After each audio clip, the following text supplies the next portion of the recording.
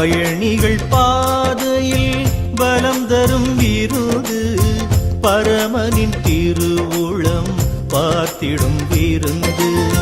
பயணிகள் பாதையில் பலம் தரும் விருது, பரமனின் திருவுளம் பார்த்திடும் விருந்து.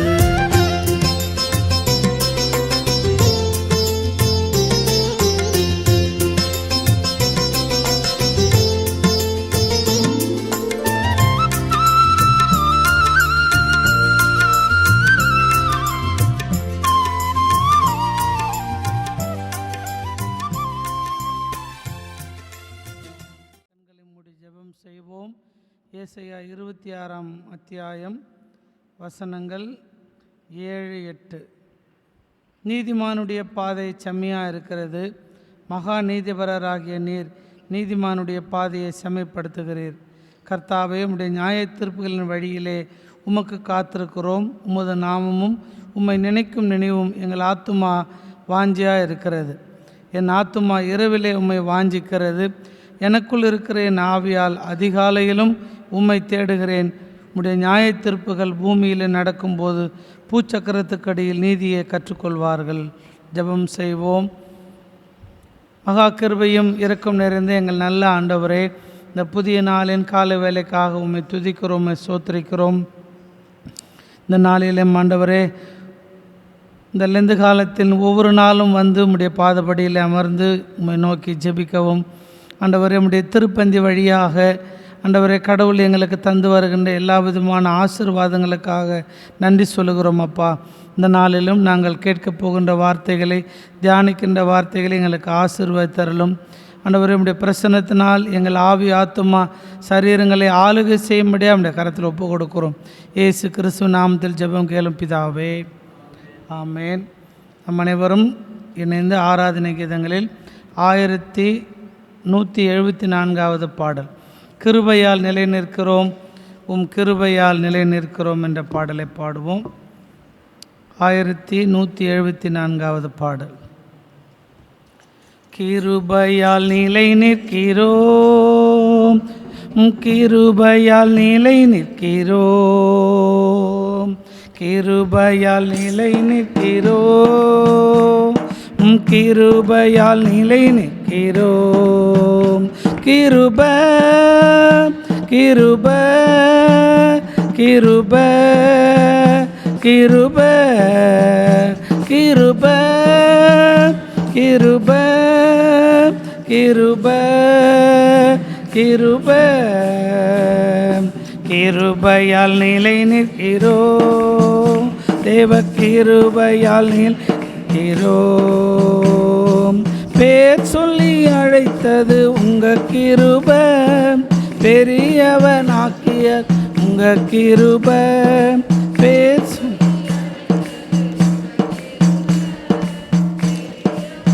சொல்லியது உங்க கிருப, கிருப கிருப கிருப கிருப கிருப.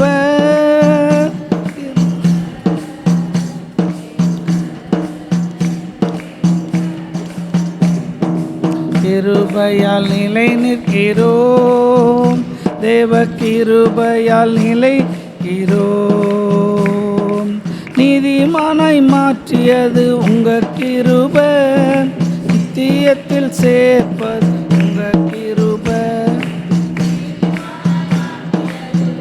கிருப நித்தியத்தில் சேர்ப்பதும் உங்க கிருப.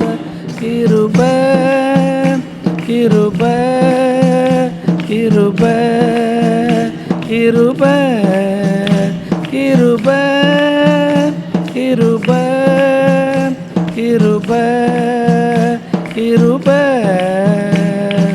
கிருபையால் நிலை நிற்கிறோம், தேவ கிருபையால் நிலை நிற்கிறோம்.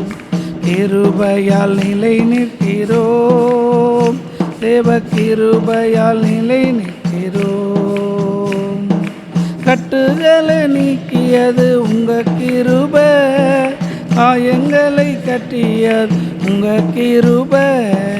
கட்டுகளை நீக்கியது அழித்தது உங்க கிருபை, காயங்களை கட்டிய உங்க கிருபை.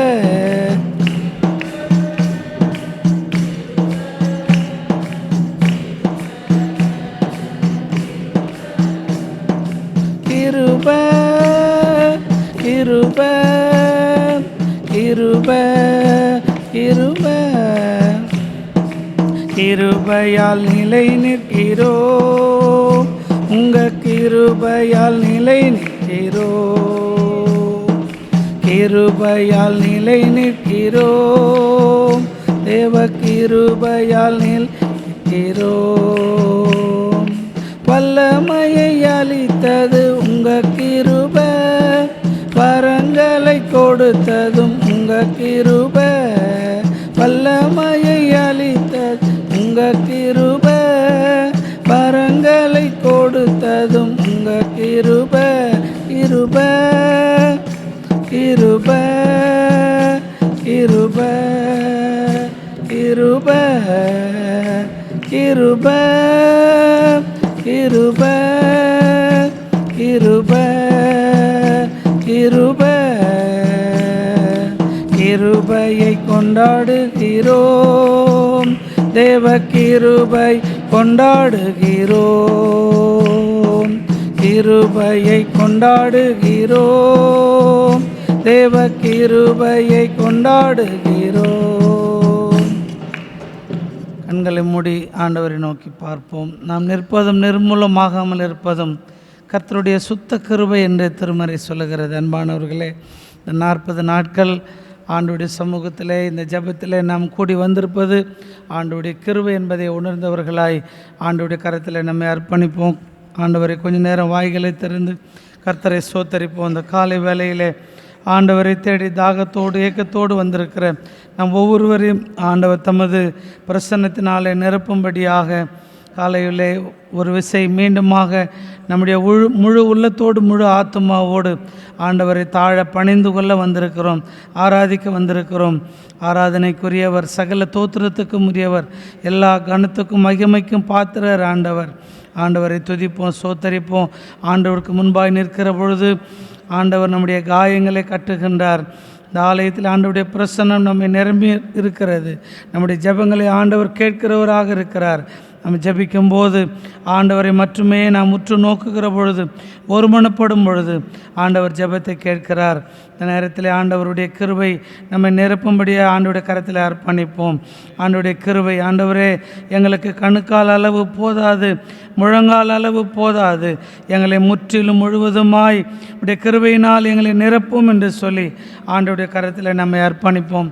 ஸ்தோத்திரம் ஸ்தோத்திரம் ஸ்தோத்திரம் ஸ்தோத்திரம் ஸ்தோத்திரம். அன்பானவர்களே, இந்த நாளிலும் நம்முடைய படப்பை கிராமத்திற்காக நாம் ஜெபிக்க அழைக்கப்படுகிறோம். இங்கே ஆண்டவரை அறியாமல் வாழ்கிற எத்தனையோ மக்கள் உண்டு. இந்த பகுதியில் இருக்கின்ற அரசு அலுவலகங்கள், தனியார் துறை அலுவலகங்கள், இங்கே இருக்கிற மருத்துவமனை, ஆரம்ப சுகாதார நிலையம், இங்கே இருக்கிற பள்ளிகள், இங்கே இருக்கின்ற கல்லூரிகள், இங்கே இருக்கின்ற பல்வேறு விதமான நிறுவனங்கள், தொழில் துவங்குகின்றவர்கள், தொழிற்சாலைகள், வியாபாரிகள் அனைவர்களுக்காக நாம் ஜெபிக்க அழைக்கப்படுகிறோம். அதே நேரம் கடவுள் இந்த இடத்துல நம்முடைய ஆலயத்தை இந்த பகுதிக்கு ஆசீர்வாதமாக கொடுத்திருக்கிறார். இந்த ஆலயத்தில் இன்னும் அநேக ஆத்துமாக்களை கடவுள் தரும்படியாய், இந்த ஆலயத்தின் வழியாய் இந்த பகுதியில் பல்வேறு ஊழியங்கள் நடக்கும்படியாய் நமது படப்பை பகுதியை ஆண்டுடைய கருத்தில் ஒப்பு கொடுத்து இந்த பகுதியினுடைய மீட்புக்காக, ரட்சிப்புக்காக நாம் ஜெபிப்போம். யாராவது ஒருவர் இந்த காரியத்துக்காக ஜெபிக்கும்படி கேட்டுக்கொள்கிறேன்.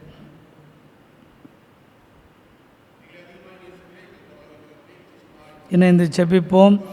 ஸ்தோத்திரம் ஸ்தோத்திரம் ஸ்தோத்திரம்.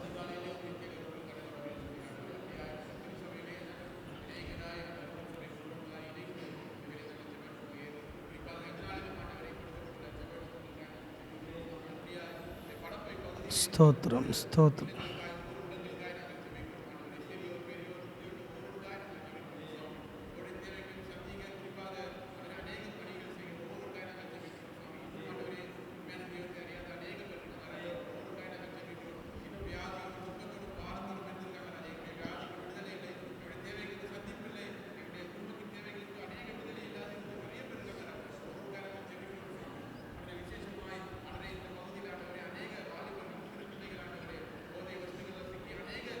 ஸ்தோத்திரம்.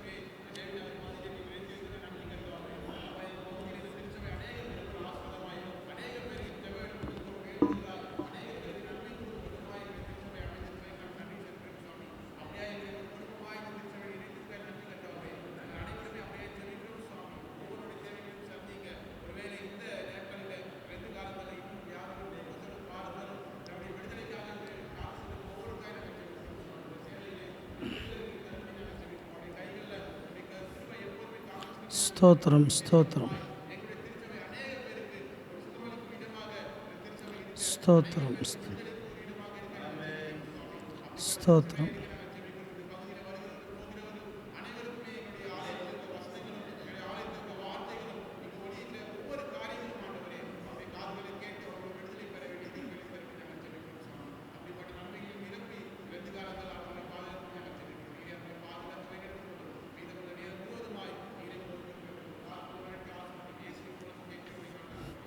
ஆமென். கர்த்தர் நம்முடைய ஜெபத்தை கேட்டு நாம் வாழ்கின்ற இந்த நகரத்தை கர்த்தர் பாதுகாத்து வழிநடத்த போகுதுக்காய் இந்த இடத்துல இந்த திருச்சபை அநேகருக்கு ஆசீர்வாதமாக இருக்க போகுதுக்காய் வரும் நாட்களில் அநேக ஆத்துமாக்களை கடவுள் நம்முடைய திருச்சபையில் கொடுக்க போகுதுக்காய் திருச்சபை திருப்பணிகள் இங்கே இருக்கிற இந்த கிராமத்து மக்களுக்கு ஆசீர்வாதமாக இருக்க போகுதுக்காய் கர்த்தரை ஸ்தோத்தரிப்போம். ஸ்தோத்திரம். ஸ்தோத்திரம். ஸ்தோத்திரம். ஸ்தோத்திரம். ஸ்தோத்திரம்.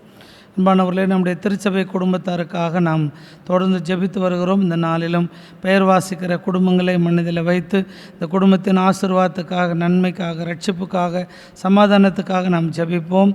திரு தாமஸ் ஆல்வின் பிரபு, திரு ஜாக்சன், திரு சாமுவேல் சவுந்தரராஜன், திரு ஜேம்ஸ் சைமன் தாஸ், திரு கோயில் ராஜ், திரு சுரேஷ், திரு பிரதாப் சிங், திருமதி தனபாக்கியம், திரு செல்வராஜ்.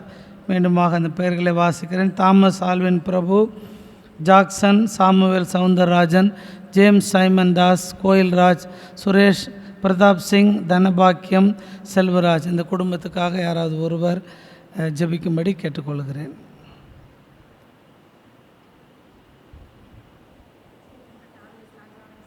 ஸ்தோத்திரம். ஸ்தோத்திரம்.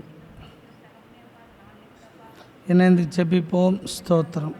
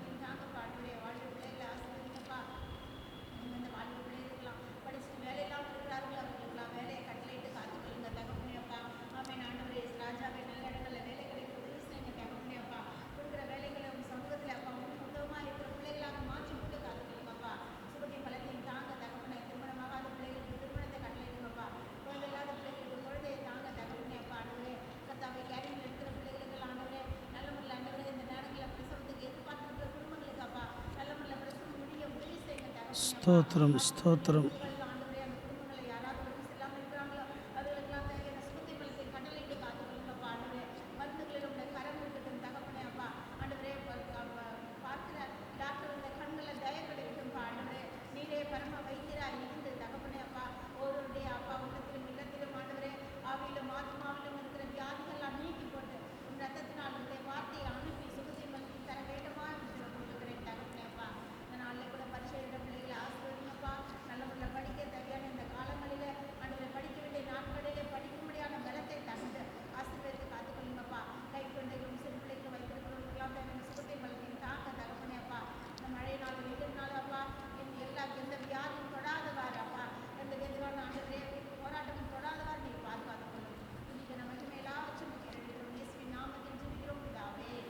ஆமென். கர்த்தர் நம்முடைய ஜெபத்தை கேட்டு நம்முடைய திருச்சபை குடும்பங்களை ஆசீர்வதித்து வழிநடத்த போவதற்காய், குடும்பத்தை ரட்சிக்க போவதற்காய், சமாதானத்தில் நடத்த போவதற்காய் கர்த்தரை ஸ்தோத்தரிப்போம். ஸ்தோத்திரம் ஸ்தோத்திரம் ஸ்தோத்திரம் ஸ்தோத்திரம்.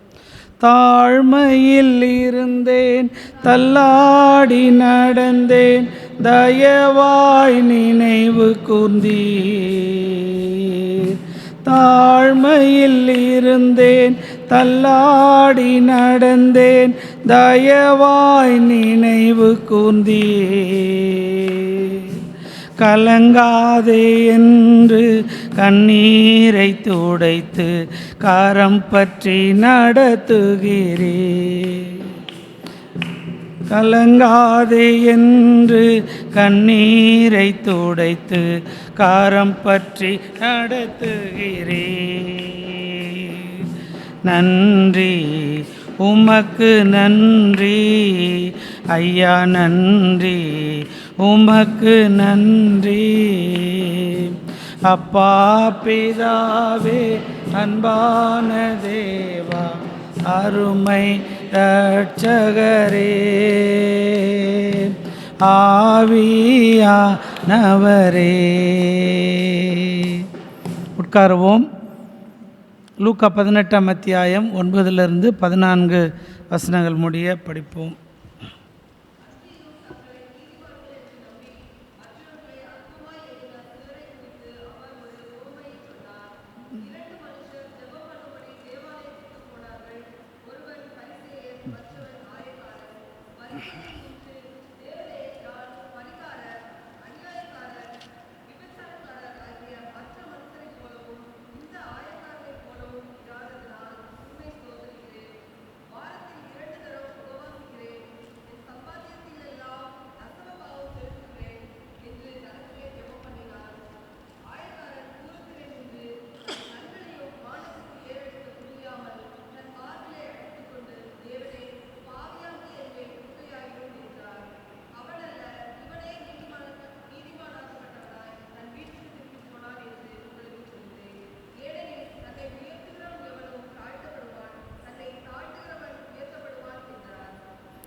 கிறிஸ்துவுக்குள் அன்பானவர்களே, மார்ச் மாதம் 27ஆம் தேதி இந்த காலை தியானத்தில் உங்களை மீண்டுமாக அன்புடன் வாழ்த்தி வரவேற்கிறோம். இந்த நாளிலும் நாம் தியானிக்கின்ற ஜெபம் தாழ்மையின் இறைவேண்டல், parable of the Pharisee and tax collector.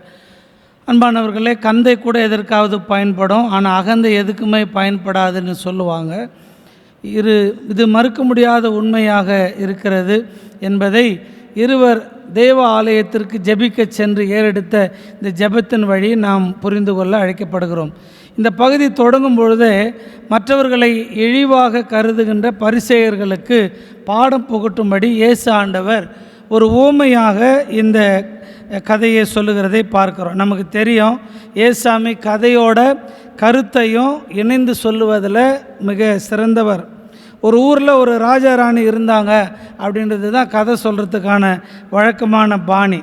ஆனால் இங்கே ஆண்டவர் இதை தொடங்கும் போதே 2 பேர் ஜெபம் பண்ண போனாங்க அப்படின்னு அந்த கதையை தொடங்குறார். அதுக்கு பின்னாடி யார் என்ற அடையாளத்தை சொல்கிறார். அதில் ஒருத்தர் பரிசேயர், மற்றவர் ஆயக்காரர் என்று சொல்லி. ஆக இயேசு கிறிஸ்துவே இருவர் ஜெபிக்க சென்றார் என்று பொதுவாக இவர்களை அடையாளப்படுத்துகின்றதை பார்க்கிறோம். எனக்கு அன்பானவர்களே, இந்த உவமையானது நம்முடைய கவனத்தை ஈர்க்கின்ற ஒன்றாக இருக்கிறது. ஏனென்று சொன்னால் இந்த இடத்துல நான் பார்க்கின்ற பொழுது பரிசேயர் சதிசேயரை குறித்து நாம் அவருடைய பின்புலத்தை அறிந்து கொள்ள அழைக்கப்படுகிறோம். ஒரே கோயிலுக்கு 2 பேர் ஜெபம் பண்ண போனாங்க. 2 பேருமே கடவுளே அப்படின்னு சொல்லி தான் ஜெபத்தை ஆரம்பிக்கிறாங்க. 2 பேர் ஜெபம் எப்படின்னு சொன்னால், ஒருத்தர் நின்றுக்கிட்டே ஜெபம் பண்ணுறாரு, ஒருத்தர் கோயிலுக்குள்ளே போகாமல் தூரம் நின்று கடவுளை நோக்கி ஏறெடுக்கின்ற ஒரு ஜெபம். ஒருவர் ஆலயத்துக்கு உள்ளே நிற்கின்றார், இன்னொருவர் வெளியே நிற்கின்றார். இயேசுவினுடைய காலத்தில் பரிசேயர்களை குறித்து குறிப்பாக புதிய ஏற்பாட்டில் மட்டுமே தான் இந்த பரிசேயர் என்கிற வார்த்தை இடம்பெற்றிருக்கிறது. பழைய ஏற்பாட்டில் எங்குமே பரிசேயர்கள் என்கிற குறிப்பு கிடையாது. பரிசேயர்கள் என்பவர்கள் தங்களை நேர்மையானவர்களாக தங்களுக்கு தாங்களே கருதி கொள்ளுகின்றவர்கள், அதே நேரத்தில் கோயிலுக்கு வருகின்ற பொழுது நின்று ஜெபிக்கின்றவர்கள். அதனால தான் ஏசாமி அவங்கள பற்றி சொல்லும்போது வெளிவேடக்காரரே என்று அநேக முறை அவர்களை கண்டித்து உணர்த்துகின்றதை பார்க்கிறோம். குறிப்பாக மோசே காலத்திலிருந்து அவர் கொடுத்த கட்டளைகளை மட்டுமே முக்கியத்துவம் கொடுத்து வாழ்ந்தவர்கள் இந்த பரிசேயர்கள். 600க்கும் மேற்பட்ட மோசேவின் கட்டளைகளை அப்படியே நுணுக்கமாக பின்பற்றுகிறவர்களை தான் இந்த பரிசேயர்கள். அதாவது எளிமையாக புரிஞ்சுக்கணுன்னா, பக்தி காரியத்துக்கு அதிக முக்கியத்துவம் கொடுக்குறவங்க தான் இந்த பரிசேயர்கள். தற்புகழ்ச்சியை விரும்புகிறவர்கள், தங்களை உயர்த்தி காட்டியவர்கள். ஆனால் இங்கே ஆயக்காரர்களை பற்றி சொல்லுகின்ற பொழுது, இந்த ஆயக்காரர்கள் ரோம அரசுக்கு வரி வசூல் செய்து கொடுத்தவர்கள். இந்த பரிசேயர்களால் அவமானமாக தூசியாக கருதப்பட்டவர்களாக ஒன்றாக இருக்கிறாங்க. குறிப்பாக டாக்ஸ் கலெக்ட் பண்ணுறவர் மேலே எவ்வளோ வெறுப்பும் கோபமும் மக்களுக்கு இருக்கும் அப்படின்னு சொல்லி நம்ம புரிந்து கொள்ள அழைக்கப்படுகிறோம். இந்த 2 பேருடைய ஜெபத்தினுடைய சாராம்சத்தை நம்ம பார்க்கலாம். ஆலன் வின்க்லர் அப்படின்றவர் சொல்கிறாரு, எந்த நோக்கத்துக்காக பெருமை பாராட்டுகிறோம் என்பதை பொறுத்து அது தகுதியான பெருமையா அல்லது தகுதியற்ற பெருமையா என்பதை நம்ம தீர்மானிக்கலாம். நம்ம பாராட்டுற பெருமை எதை குறித்து? இங்கே பரிசேயர் பார்த்தீங்கன்னா, நான், அவன், அவள் அது போல் இல்லாததுக்காக உமக்கு நன்றி அப்படின்னு சொல்கிறார். அவனை மாதிரி நான் இல்லை அப்படின்றதுக்காக உமக்கு நன்றின்னு சொல்கிறார்.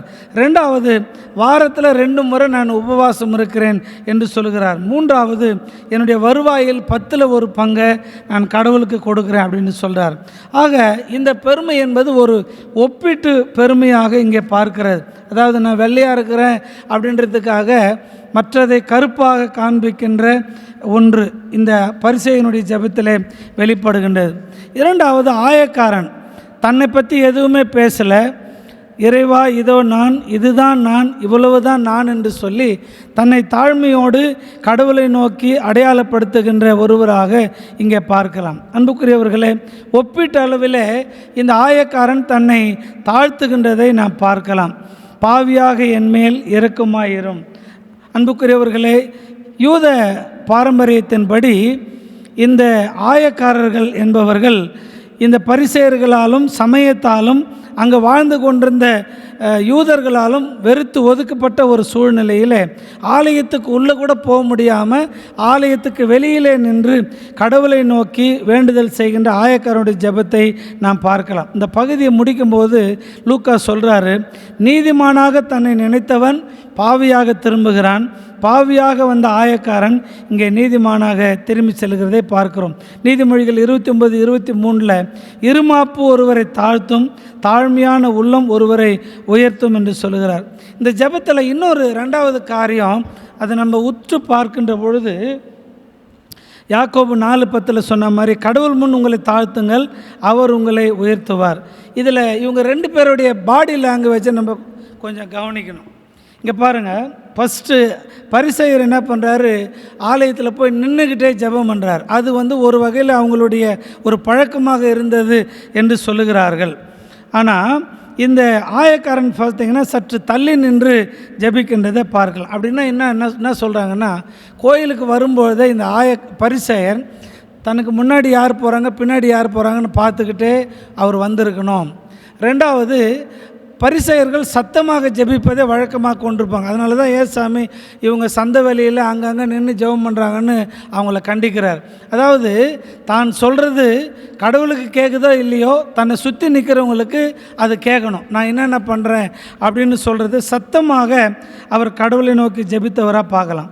அவருடைய பாடி லாங்குவேஜ். ஆயக்காரன் பாருங்கள், தொலைவிலே குனிந்தபடி நின்று தன்னுடைய குற்றத்தை உணர்ந்தவராக தன்னுடைய மார்பில் அடித்து கொண்டு, கடவுளே பாவியாக என் மேல் கிருபையாயிரும் இரக்கமாயிரும் என்று ஜெபம் பண்ணுறார். இந்த காட்சி அப்படியே நம்ம கற்பனைக்குள்ளே கொண்டாடுவோம்.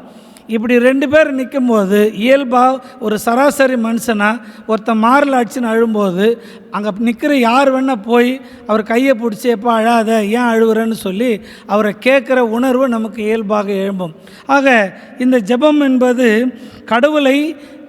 கடவுள் இந்த ஜெபத்தை நோக்கி திரும்புகின்ற ஒரு செய்தியை நமக்கு கொடுக்கிறது. ஆக ஆலயத்துக்கு வரும்பொழுது நம்முடைய செயல்பாடுகள் எப்படி இருக்கிறது, அதாவது நான் வரும்பொழுது நான் அணிந்திருக்கிற அணிகலன்களோ அல்லது என்னுடைய ஆடையோ நான் அதை குறித்த பெருமை எனக்குள்ளே இருக்குமானால் நிச்சயமாக கடவுள் என்னுடைய ஜெபத்தை கேட்க மாட்டார். அடுத்து என்னுடைய ஆலயத்தில் வரும்பொழுது மற்றவர்களை குறித்து தாழ்வாக கருதி என்னை மேன்மையாக கருதி கொண்டு நான் ஜெபிக்கிறேன் என்று சொன்னால் அந்த ஜெபத்தையும் ஆண்டவர் ஆண்டவருடைய செவிகள் எட்டப்படாது. இதயத்தில் மறைந்திருக்கின்ற பகை, சாதி, செல்வப்பெருக்கு, கல்வி, சமூக அந்தஸ்து, விரோதங்கள், வைராகியங்கள், கோபங்கள், சண்டைகள், பிரிவினைகள், மார்க்கபேதங்கள், பொறாமைகள் யாவும் நம்முடைய மாம்சத்தின் கிரியைகளாக வெளிப்படுகிறது. இவைகளிலே கடவுள் தங்குகின்ற ஆலயமாக நிச்சயமாக நாம் இதை கருத முடியாது. இவைகள் கடவுளை விட்டு நம்மை தூர சென்று விடுகின்ற ஒன்றாக இருக்கிறது. ஆகவே அன்புக்குரியவர்களே, பரிசேயன் அல்ல ஆயக்காரனே கடவுளுக்கு ஏற்புடையவனாகிறான் என்று இயேசு கிறிஸ்து அழுத்தம் திருத்தமாக சொல்வதிலிருந்து நாம் புரிந்து கொள்வது, நாம் கடவுளுடைய பிள்ளைகளாக, அவருடைய கொடிகளாக, ஆலயத்தினுடைய கிளைகளாக இருக்கின்ற பொழுது நாம் எப்பொழுதுமே மற்றவர்களை குறித்து நாம் தரக்குறைவாக எண்ணக்கூடாது என்பதை நாம் புரிந்து கொள்ள அழைக்கப்படுகிறோம். இன்றைக்கு நாம் யாரை போல வாழ்கிறோம், யாரை போல ஜெபிக்கிறோம்? பரிசேயரை போலவா, ஆயக்காரனை போலவா? சிந்தித்து பார்ப்போம். அன்புக்குரியவர்களே, நீங்கள் சொல்லுங்கள், இருவரில் ஜெபித்தது ஜெபம், யாருடைய ஜெபம் கடவுளால் ஏற்றுக்கொள்ளப்பட்டது? இருவரில் யார் கடவுளுடைய பார்வையில் உயர்ந்தவராக இருக்கிறார்? இருவரில் யார் கடவுளுக்கு முன்பாக நிமிர்ந்து நிற்கின்றவராக இருக்கின்றார், பணிந்து போகின்றவராக இருக்கிறார்? நம்மை தாழ்த்துகிற பொழுது உயர்த்தப்படுவோம். கடவுளுடைய ஆலயத்தில் வரும்பொழுது எப்பொழுதுமே அந்த தாழ்மையை தரித்தவர்களாக வருவோம். அதனால தானோ என்னமோ நம்முடைய முன்னோர்கள் ஜெபத்தில் முழங்கால் படிட்டு ஜெபிக்க சொன்னாங்க. ஆனால் இன்றைக்கி அந்த முழங்கால் படிட்டு ஜெபிக்கின்ற வழக்கம் நம்மிலே குறைந்திருக்கிறது. நாம் ஆயக்காரனுடைய ஜெபத்தை போல எப்பொழுதும் தாழ்மையை தரித்தவர்களாக கடவுளை நோக்கி பார்ப்போம். இந்த நாள் முழுவதும் இந்த சிந்தனை வழி கடவுள் நம்மை வழி நடத்தி காப்பாராக. ஆமேன். கண்களை மூடி ஆண்டவரை நோக்கி பார்ப்போம்.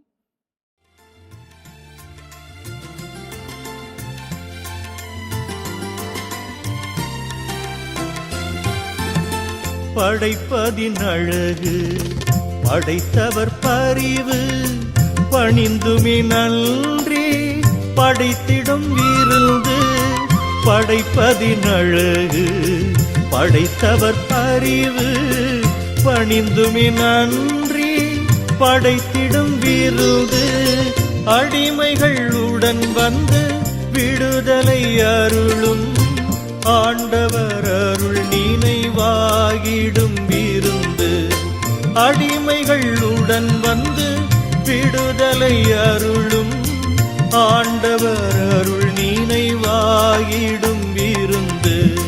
பயணிகள் பாதையில் பலம் தரும் விருந்து, பரமனின் திருவுளம்